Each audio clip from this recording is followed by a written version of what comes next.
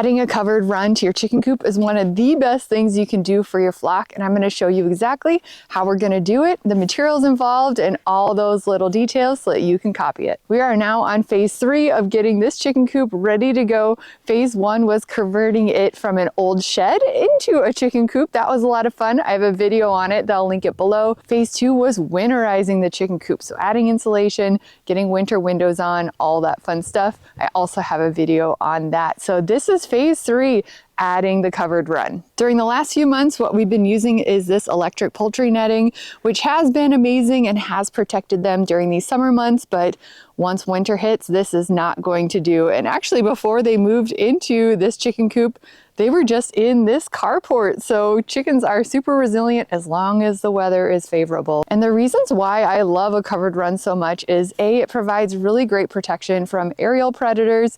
And then the big one is winter. So it's going to keep the snow out. And I love wrapping plastic around the sides. So it really is quite lovely in there and provides that expanded outside space, especially here in Minnesota where our winter is 6 months long. I always feel bad for chickens that don't have a covered run. I've done winters that way with my flock and they just end up being stuck in the coop. And what happens then is boredom, and then with them being in the coop all the time, they're pooping all the time in the coop, which adds that moisture load and ultimately can lead to frostbite. So we want to create a really comfortable outdoor environment for them so that they can thrive in those long winter months.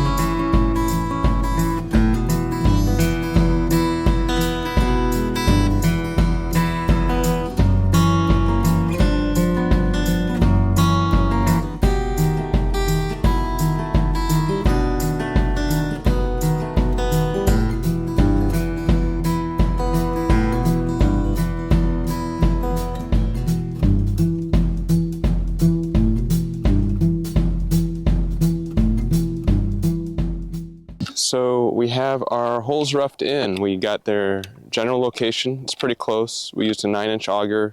The depths are all fairly close. They're not exactly right. So what we need to do now is start coming up with a permanent location for everything. We're gonna start with this board against the coop. This is the board that's gonna be the base of this end. So we're gonna get it in place. It's gonna locate left and right this post. And then we're gonna add sand until we're at the right depth relative to the ground. We previously took notes, so we're gonna create a datum. This is gonna drive our whole coop from now on. So we'll get the post set, we'll get it level and plumb, we'll backfill it, we'll tamp it, and we'll get it exactly where we want it to be. And then from there, we can start measuring and setting everything else. We'll use this, the top of this when it's right, as the level point. We'll use our water level and make everything exactly the same height as this one. And then from there we can start tacking on boards and setting the exact location of the posts, getting them fairly level, fairly plumb, and then we'll start building from there. And as we add more boards, add more structure, it'll really set these things. We're going to wait a little while before we actually pack the rest of them in. We're going to use some boards off to the side just to kind of stabilize them, and then we'll work from there.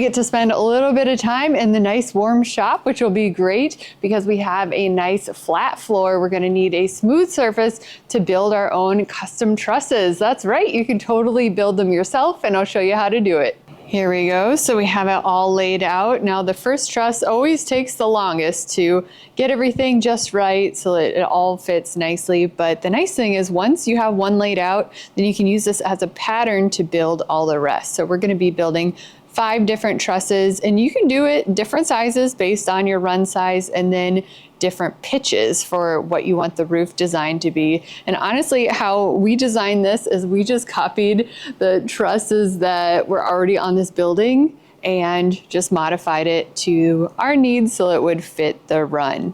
So now what we're doing is securing the truss together using tie plates. So these technically aren't supposed to be used for trusses. So if you're building a house, I probably wouldn't use them, but for a chicken coop, this is gonna work just fine. And honestly, they're pretty darn strong as long as you're using proper nailing.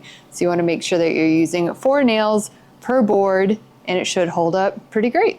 The other key piece as you're assembling these is try to make sure that all the pieces are fitting really nice and tight. So we're actually using some clamps and spots to really knit it all together securely. So now we have it all flipped over, and Ryan's going around putting those tie plates on. So you want to make sure that you're putting them on both sides. So once we have this all tacked together, we'll bring it out to the coop.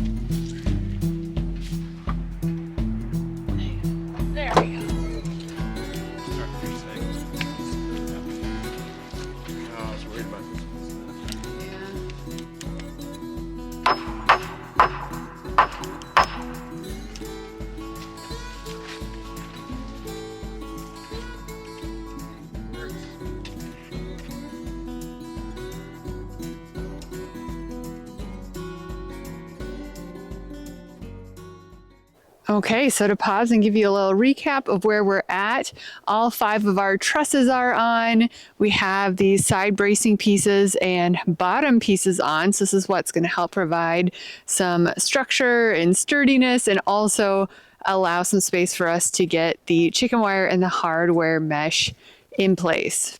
And as far as construction methods, this is all just your standard pole barn construction. And we spent a lot of time and care into making sure that everything was square from the get-go. So everything is set now, and we should be able to just start flying through this now that everything is set.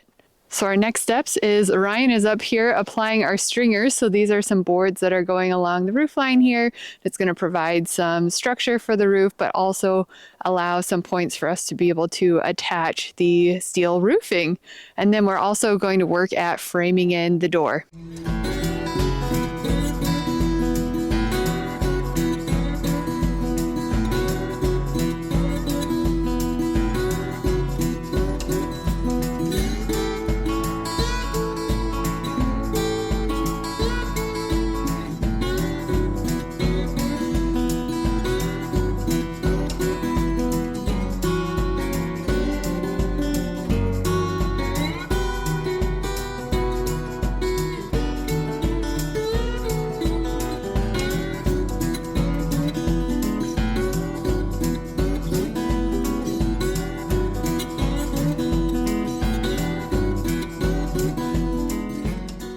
So let's take a pause and give you a closer look at what we've been doing here. And I apologize for some of the nighttime footage. After daylight savings time, it's been getting dark here around 4:30, so it's hard to get the work done after work. So what we've done is add these cross bracings just on the end pieces. You don't have to do it on the whole thing. And then on the outside here of the posts, we've added the 2x4. So this is going to produce a really nice flush surface for us to attach the chicken wire and the hardware mesh. And that'll be one of our next steps now that the space is prepped. So this top portion is going to be chicken wire because it's nice and inexpensive, and this top part doesn't have to be as strong, but below absolutely need to use hardware mesh. And we actually have it kind of trenched out along the bottom on these deeper sections because we're going to be burying it so nothing can dig up and underneath the wall. We also have all of the structural pieces ready to go for the roof, so we can start slapping that on there, which is going to be great. And then we also have the door framed in, so that is our next steps. So we've made it to the exciting part of getting the roof on. So what we are using is we're just reusing this corrugated steel siding that was on our building up by the cabin when we put in the solar wall. And so we had all this extra material. So it's great to be able to reuse this and make this project as inexpensive as possible. The one thing to note when reusing material like this is there are going to be some existing screw holes in here, so we will be filling that in with silicone caulk. And the other important thing as you're screwing these in place is make sure that you are putting your screws in on the ridges, not in the valleys. So let's go ahead and get this on in.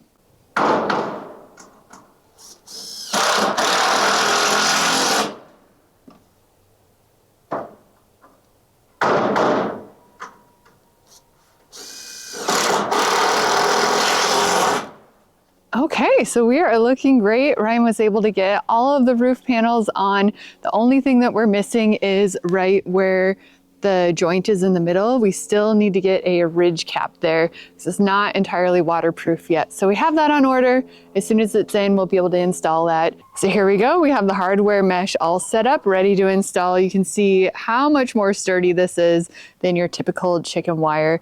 Now, a tip for installation, it can be a little tricky to install right out of the gate with the U-nails. So these are what you want to use to secure it. They're U-shaped nails, but these take a little bit of finesse. You need to hold them with the pliers so that you don't hit your fingers with the hammer. So it's kind of a two-handed deal. So what we found is just simply tacking it in place with a staple gun works great, and then go back and do the U-nails.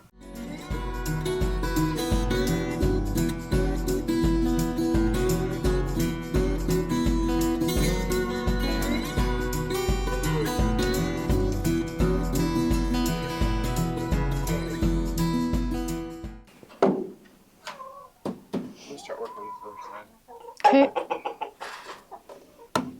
It's looking really good. I think so too. All of a sudden it's looking like a coop.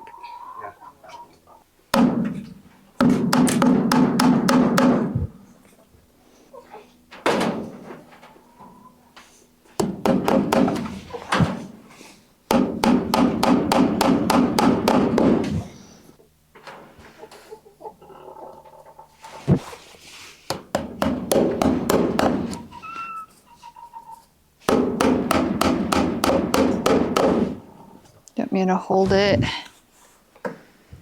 Need a little extra. Let's see. Okay, that's probably pretty good. Put your foot on, just step on. This? Yeah. Oh, smart. Okay. Oh, I see what this. There. This board's gonna fight us. We're starting to make some progress now. So a few tips for you is on the corners, make sure to slice it. And then on the doorway, go ahead and put an extra trim piece down there. And then this hardware mesh isn't perfect. You might notice that it's not laying flat in certain areas. And so we had a section, let me see if I can find it, right there.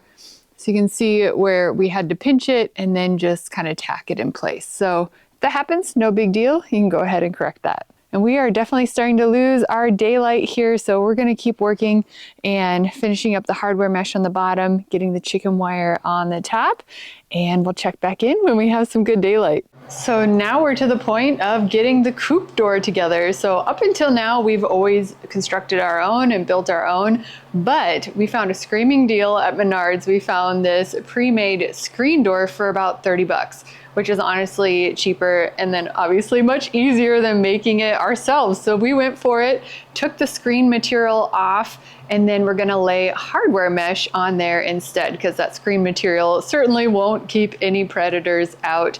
Now the main modification that we had to do was shorten the door. So this was your standard door height, and our coop is not quite the size of a normal house. So we needed a door that was 66 inches tall. Basically all we did is we just chopped it at 66 inches, removed, and so we had this top part here that was left, took this middle piece, brought it down, and just drilled a hole, and this is about a 3.5 inch screw in here, you can see, and we put some wood glue in there as well. Make sure to sand off the edges too, so it's just a really nice fit. So now looking at it, you'd never be able to tell, and it's the perfect size for our coop. So next steps is getting the hardware mesh on, and we'll be ready to roll.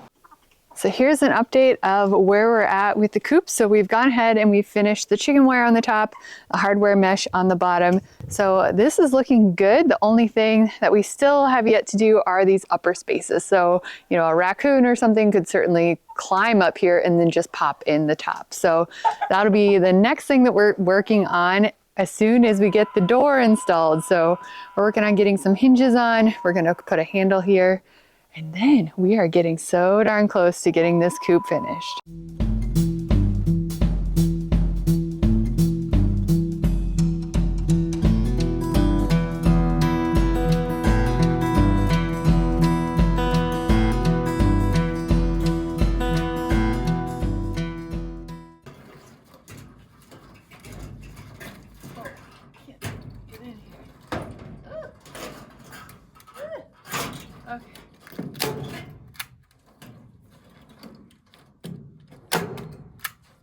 So here is a close-up view of the gaps on the top that I'm starting to fill with the chicken wire. So I'm just measuring, trimming to fit, and stapling it on with our staple gun. And this should work pretty darn good for those little tight spots that a little critter could sneak through. So a few last things that we did for final touches is add a latch here. So that's gonna make it nice and secure. Now the key is you don't wanna lock yourself in. If I go in to access the coop and the door gets shut, I would be locked in. Ask me how I know. I've done that before in the past. So this is a very important step. So Ryan just drilled a hole and brought this wire through and attached the wire on the front so that now I can open it from the inside. I'll show you where it's connected here.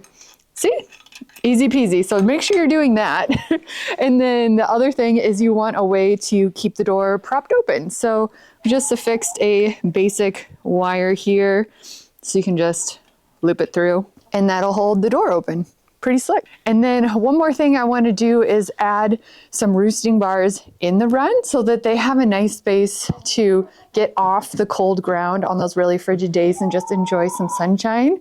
And so what I'm going to add is their old roosting bars. So back here, we just have them hanging out. These were the roosting bars that we were using inside the carport when they were living in there. So hopefully they'll fit through the door so we can bring it in. If not, we can just disassemble it and reassemble it. And then I think here off to the side, it'll provide a really nice spot for them to hang out. What do you guys think?